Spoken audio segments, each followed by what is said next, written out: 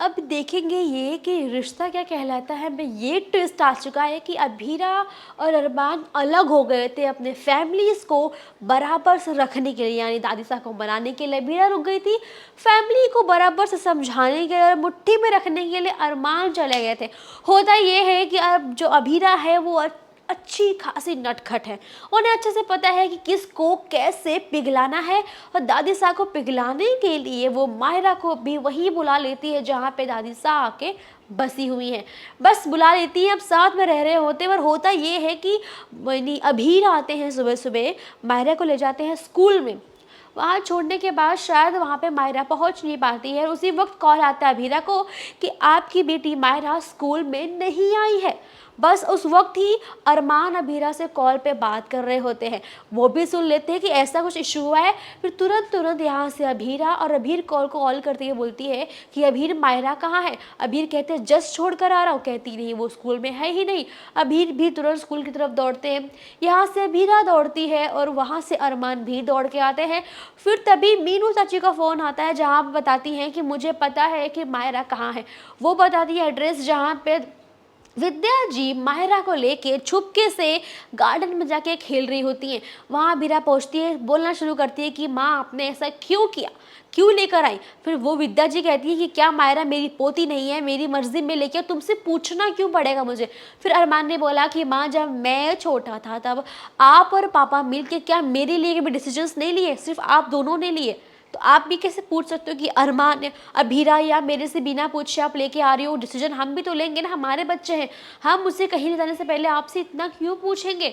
बस बात बिगड़ती जहाँ पे मतलब एक तरह से कहते तो विद्या इतनी हाइपर हो चुकी है कि वो इसे नहीं पता चल रहा है कि वो कुछ भी कह दे रही है। वो कहती है कि मायरा का घर है, वो मायरा उस घर में रहेगी, तुम उसे लेके जा नहीं सकती।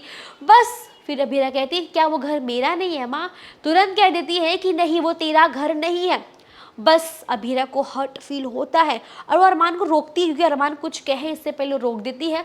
फिर जाके विद्या को पकड़ के फिर से प्यार से समझाना शुरू करती है, बजाय झगड़ा करने के समझाती हैं कि माँ चलो आपके बोलने या कहने पे ही चीज़ें सॉल्व हो पाएंगी, लेकिन आप सब जानते हो ये तो होना बड़ा मुश्किल है।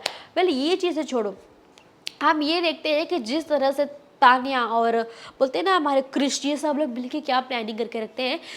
दादी साहब ने वीडियो बना दिया है, चले गई है, बस अब ये घर हम बेच के ले सकते हैं पैसे।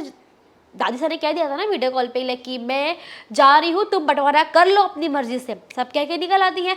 लेकिन अरमान बड़े चालाक है भाई, अरमान ने कोर्ट में ये साबित कर लिया कि जब तक दादी साहब यहाँ आके सामने से नहीं बोलेंगी कि मुझे ये प्रॉपर्टी का बंटवारा करना है, तब तक बंटवारा नहीं होगा। रीज़न ये कि मैंने ये चीज़ साबित कर दी कि दादी साहब मेंटली बहुत डिस्टर्ब है, इसीलिए जो डिसीजन उन्होंने लिया है वो राइट नहीं है। बस ये साबित करने की वजह से ये स्टे ऑर्डर आया है कि जब तक दादी साहब आएंगी नहीं तब तक घर का बंटवारा नहीं हो सकता। वेल ये सुनते ही क्रिश के पिता, क्रिश, तान्या सबके चेहरे पे 12 बज जाता है। ये चीज़ खबर जो होती बड़ी इंटरेस्टिंग होती है, जो सुनने के बाद अभीरा भी खुश हो जाती है। वेल क्रिश के पापा, क्रिश में ये प्लानिंग चल रही है कि सारे क्लाइंट भाग के अरमान के पास जा रहे हैं, हमें वापस से अरमान को अपने पोद्दार फर्म में लाना होगा ताकि क्लाइंट भी वापस आए, फिर अरमान को हम निकाल देंगे। कोई डॉक्यूमेंट साइन नहीं करेंगे हम एम्प्लॉय वाला, ताकि अरमान को कभी भी निकाला जा सके। तो प्लानिंग तो देखते होता क्या। वेल आपको क्या लगता है, आपके राय कमेंट में बताइए। वीडियो पसंद आए तो लाइक करें, शेयर करें, सब्सक्राइब करना ना भूलें टेलीविजन को।